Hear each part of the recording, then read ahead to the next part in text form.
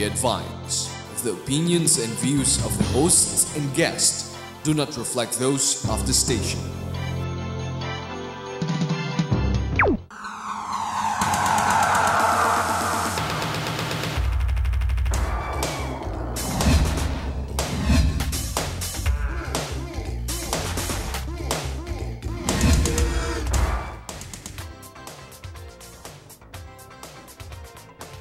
Good morning. You are watching The Business Portal, your gateway to business trends and opportunities. I am your host, Fritz Capulong.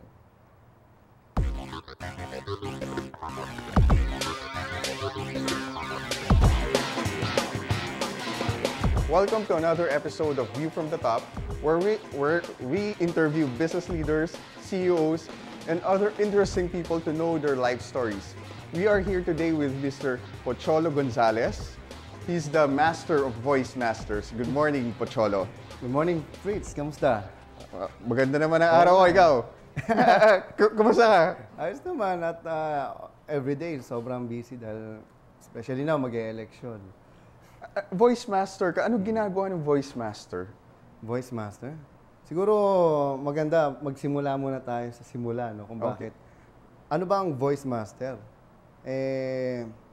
Actually, ako ang unang nag-professionalize ng voice-over industry sa Philippines. Voice-over, kumbaga, katulad ng anime, dinadub siya? Or ano yung... Ito, sige. Bigyan kita ng idea, what is voice-over? Kasi karamihan sa mga tao, di ba everyday paggising mo pa lang, may voice-over na sa paligid mo eh. Paggising mo, halimbawa, yung alarm clock mo, sometimes may voice yan. Sabi niya, 6 o'clock, di ba? May nag-voice over doon na tao. Or pagbukas mo na radyo, may nagsasabi sa'yo na, bumili na ng bagong ganito. Ikaw ba may bad breath? Gumamit na ng bagong ganyan. So, may voice over na nagsasabi sa'yo na, you buy this and buy that. Or pagbukas mo naman ng TV, meron ding voice over doon.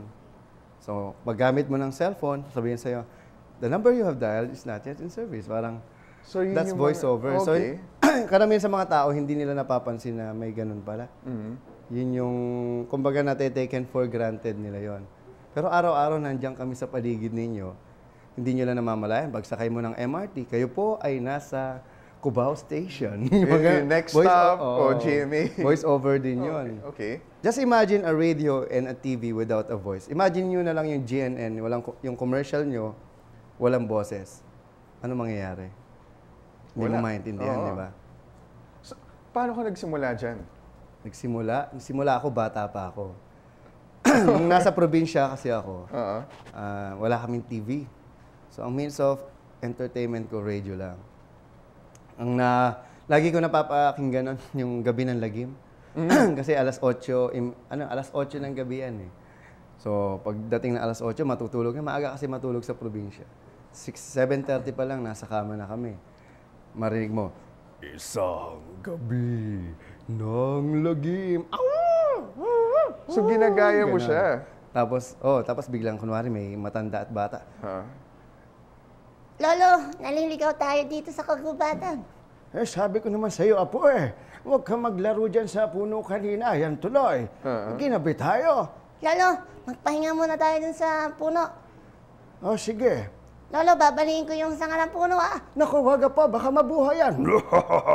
Sino ang pumutol sa aking sanga? Lolo, nabuhay yung puno.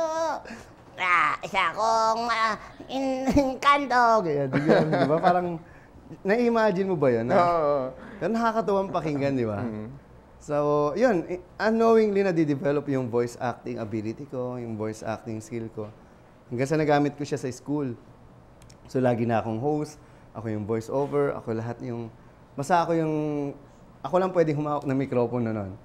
So, I made the event talagang colorful because of my voice acting ability. So, sa isang event or sa isang speaking engagement, pwede na ikaw gumawa lahat nun di ba?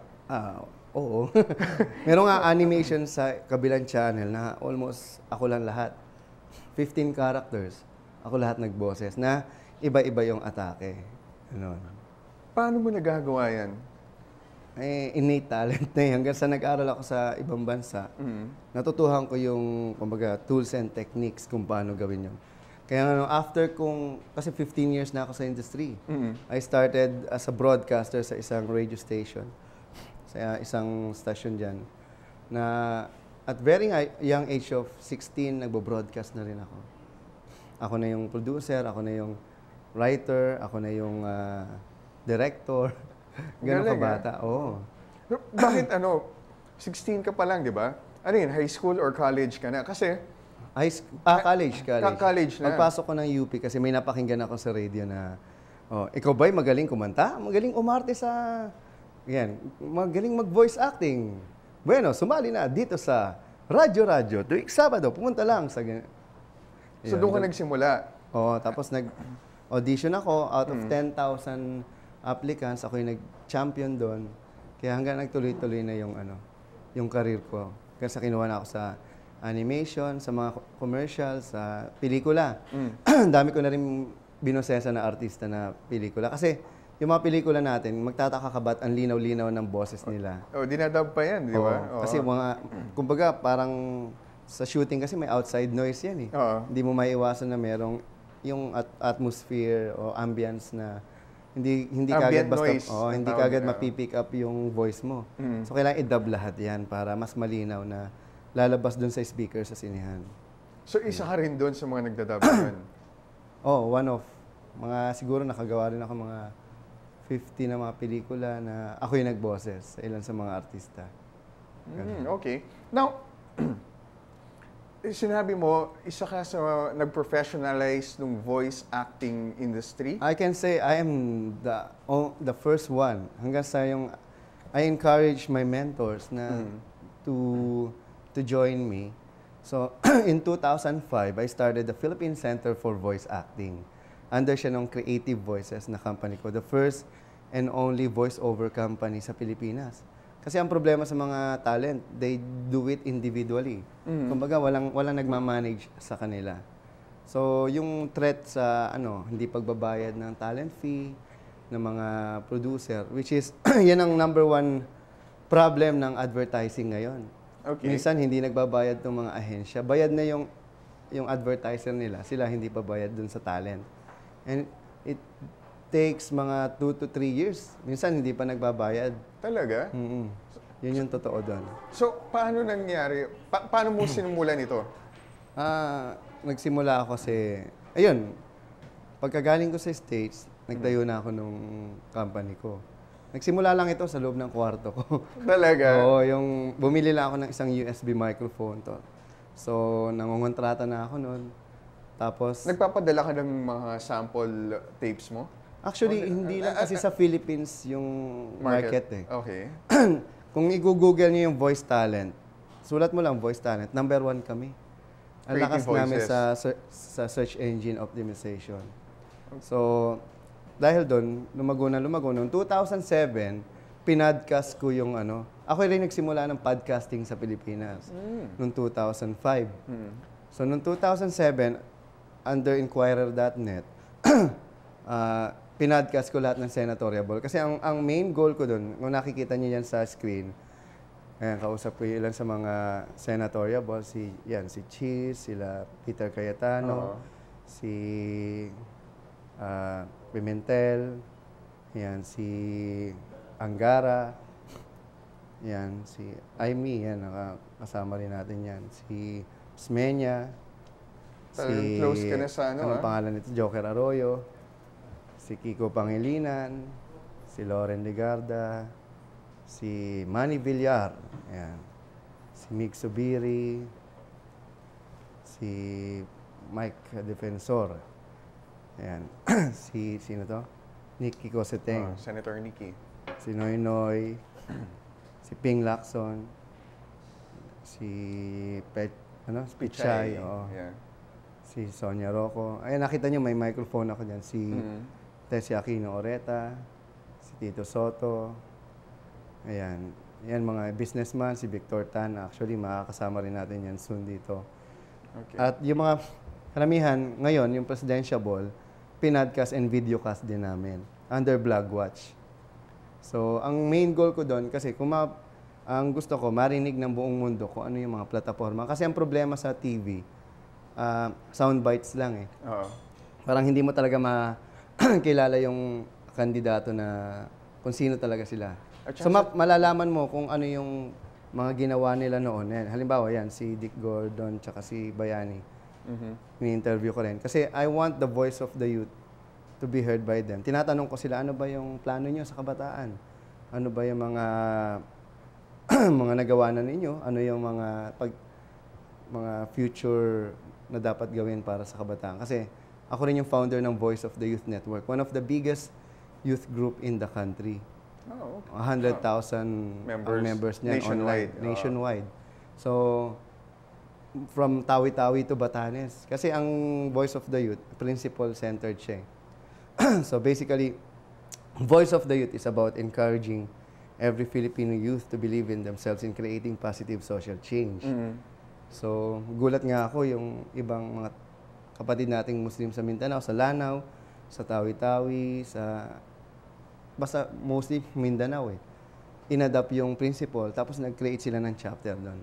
Basta ang main goal namin, inspire lahat ng kabataan to do their dreams, to follow their dreams, and do it without money. Now, na-mention mo dalawang organizations na, no? First is yung Creative Voices. Second, yung Voice of the Youth. Yes, yes. Now, let's go back dun sa Blogwatch, ano? Ngayon, tinayo mo siya kasi gusto mong i-share yung advocacies, yung platforms ng mga tumatakbo ngayon for, yung mga presidentiables, yung platforms nila, gusto mong i-share. Actually, yung Blogwatch is under Vival Foundation. Okay. Na kinuha nila ako to help them para kumbaga parang broadcast live yung mga candidates live doon sa website nila. Kasi before podcast lang, recorded lang. Ngayon may video na. Meron ng video. Kasi dati ang bagal pa ng internet, hindi pa kaya yung streaming na kumbaga real time. Ganon. Kumusta naman yung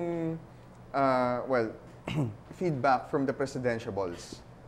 So far, alam mo, 3 hours to 4 hours na talk with, marami rin kami mga vloggers na kasama. Ako yung portion ko lang, yung tanungin ko ano yung issue para sa kabataan. Kasi may radio show din ako sa kabilang stasyon ngayon, yung Voice of the Youth Radio. And soon, magkakaroon ako ng TV show dito. Although 3 years or 2 years ago, nandito siya sa GNN, yung Voice of the Youth TV. Isa sa magandang programa rin dito yan. Kasi ang focus namin doon, yung mga kabataan, bigyan ng recognition. Ang problema kasi sa bansa natin, ang daming mga gawaing pangkabataan na hindi nire-recognize. Isa na ako doon. Actually, ilang beses na akong hindi nanalo sa yung Tayo Awards. Pero 5 na yung awards ko sa international. Pero I don't care kasi at the end of the day, okay na yan eh. Hindi ko naman kailangan i-recognize ako. I-recognize na lang yung effort ng mga kasama ko. Ayun. So, bakit sa tingin mo hindi nire-recognize yung mga ginagawa ng youth ngayon? Alam mo, minsan politika rin yan eh. Talagang kung sino yung malakas dun sa mga nakaupo, sila yung binibigyan ng pagkakataon. Pero di ba may mga award-giving bodies ang government para dun sa youth talaga na-focus? Oo nga eh. Tataka nga ako, bakit gano'n? Yung iba kasi, parang, kumbaga, overnight lang yung ginawa. Nagtanim lang, nanalo na. Hindi siya, may tinatawag tayong sustainable na program. Hindi sustainable yung gano'n. So, paano? Pagtapos na, wala na, kanya-kanyang buhay na. Unlike yung Voice of the Youth, hanggang ngayon buhay pa after. I started it in 1996 eh. Isipin mong gano'n. Matagal na rin, oo. Kasi ang istorya niyan, natalo ako sa SK nung election nung 1996. Dito sa Manila or sa probinsya? Sa probinsya, doon sa Mariveles, Bataan. Sabi ko, hindi ako hinto dito. Kumbaga, salamat ako at natalo ako kasi baka dito lang ang matulungan ko. So, nag-decide ako magtayo ng sarili kong organization na mas malaki pa doon sa SK. Kasi mas marami ako natulungan, mas marami na involved. At walang politika. At walang perang involved. Yun yung mahalaga eh. Sabi ko nga, lahat ng bagay, posible, kung yung passion mo yung nagtutulak sa'yo. Katulad ng ginagawa ko dito for GNN. I have 3 shows na darating. Ako yung nag-produce and direct. Yung isa, Tech Talk, Technology Talk. Yung pangalawa, yung Creative Business. Mamaya. Mamaya. Susunod Okay, ito. Lord Luna. Oo. At yung susunod, yung Voice of the Youth TV, mas maganda, mas pinalawak. Mas matinding production. Pero walang pera yun, ha? Kumbaga, ang point ko, gusto ko makatulong talaga. Yan. Yung Tech Talk kasi, it's a vloggers show for vloggers and for people na Mga hindi techies. Yeah. Kasi doon na tayo papunta eh. Alam mo yun, parang sana nga balang araw yung internet-based na lahat eh. Darating yan, naniniwala ako yung local TV, medyo bababa yung viewership. Hindi naman totally mawawala, pero dahil sa mas marami ng option yung tao na makapanood sa internet. Oo. Kasi meron na nga tayong internet cable eh. Mhm. Darating yan, 5-10 years pa na, pero sa bilis ng technology ngayon. Actually, may nabasa ako yesterday sa Yahoo, no? I think more than 800,000 na sa US, walang connection sa TV. Lahat sila nanonood na Sa internet. Over the internet. Which is good, Diba? para mawala na yung domination ng ilang stasyon dyan na feeling nila sila may-ari ng Pilipinas, di ba? Sila yung nagdi-dictate kung ano yung dapat panoorin. At nagdi-dictate sa mangyayari sa bansa natin. Ayoko nang ganun. Gusto ko free programming, free self-expression. Kasi sa kanila, pag nagsalita ka ng hindi ayon doon sa kumpanyang yon, tanggal ka. At maraming akong kaibigan broadcaster na nangyari yun na meron lang nagawang mali at hindi ayon doon sa kanila, tinanggal na. Pero ako naniniwala, dapat, sooner or later, ganun na mangyari. Sana nga, ganun. How I wish. Kanina, di ba nabanggit mo na natalo ka sa SK? Tapos, sa probinsya nyo, walang masyadong TV. Before yun, before. Oh, mga, before, 20 years ago. ano pa yung mga challenges na napagdaanan mo? Bakit naging successful ka ngayon? Yan. Siyempre, kung hindi sa mga challenges, sa mga pagsubok sa buhay, hindi ka naman magtatagumpay. Oo. Kailangan masipag ka, matyaga ka, matalino ka rin. At talagang ako determination lang eh. At paniniwala sa sarili yung dala ko. Nagsimula ako, syempre pag magaling ka, alam mo yung old school na pag-iisip na pag magaling ka, ilalaglag ka kasi threat ka eh. Baka agawin mo yung trabaho nila. Nagiging parang crab mentality. Which is, hanggang ngayon, nangyayari naman yan kahit saan. Ako, yung paniniwala ko, especially yung voice of the youth, magtulungan tayo, bakit hindi tayo mag-cooperate, di ba? Instead na maghilahan tayo. Kasi at the end of the day, pag lahat tayo nasa taas, masaya tayong lahat eh. At yun yung ginagawa ko ngayon. Aside from the youth group na yan, meron kaming yung grupo namin ng mga kabataan din na negosyante. Like si Lloyd Luna, ako, si Ian Barcelona, si PJ Lanot, siya may-ari ng Pino, si Cornel Bongko. Nagsama-sama kami to motivate, inspire a lot of people. Yan, kung nakikita nyo sa TV, ako yung speaker sa National Student Government. Lahat ng principal, lahat ng mga superintendent, supervisor ng DepEd, isipin mo, ako pa yung nagturo. Kung to think, doble yung edad nila sa akin. Iba dyan, 60 years old na. Ako, 30 pa lang. Pero dahil dun sa talk ko, sobrang na-inspire din sila na sabi nila, sana noon pa nila ako nakilala. Alam mo yon? Kung makikita mo dyan, talagang masaya yung mga tao. Kasi non-traditional din yung approach namin sa public speaking. Gone those days na parang, alam mo yan, napaka-boring magsalita ng mga speaker. Yung may PowerPoint presentation, makikinig ka na lang, di ba? Actually, importante pa rin yung PowerPoint. Kaya lang, dapat interactive na. yung approach. So, marami pang dapat ayusin sa bansang to. Pero sana, ngayong darating na election, napaka-crucial yan para sa atin. We are the same age, alam mo yan. Alam mo yun, yung 6 years, napaka-importante niyan.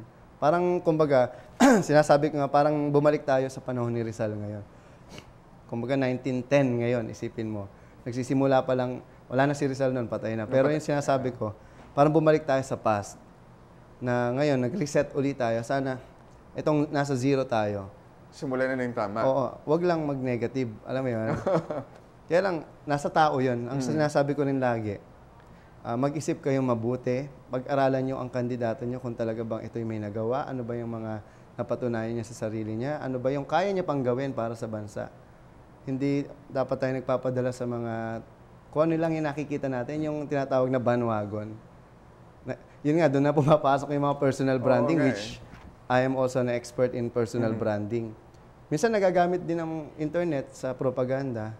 Kaya nga nakakalungkot, puro negative na batuhan ng mga politiko. Pero Lalo na ngayon, ano? may totoo, may hindi. Pero ang pinakamasama kasi magsinungaling ka para siraan mo lang yung isang kandidato para lang umangat ka eh. Di ba? At iyon, mga personal branding na rin yan. Kasi ako naniniwala lahat ng tao may branding. Kasi ngayon, gone those days na puro kumpanya na lang ang nananagana. Ang isang tao kayang tapatan ang kayang gawin ng isang malaking kumpanya. Totoo. Ngayon, because the technology is already there. Nandiyan na yung, kumbaga given na yung ano natin eh. Yung platform, yung kung ano yung pwedeng gamitin, especially the computer. So, kumbaga, yung information age ngayon, naging great leveler na. Yes. Between the big companies and the individuals. Totoo yan. Napakalaking bagay sa atin. Ako, hindi ako magiging Pocholo Gonzales, the voice master, kung hindi dahil sa internet eh. I owe my life sa internet. Sobra. Kasi before, ang hirap mong i-promote yung sarili mo eh. Nowadays, it's not bad to promote yourself. As long as positive naman yung branding mo, positive yung dating mo, wag lang negative. Kasi iba, ginagamit yung negativity to promote para nga raw sa kanila, positive or negative publicity, still publicity.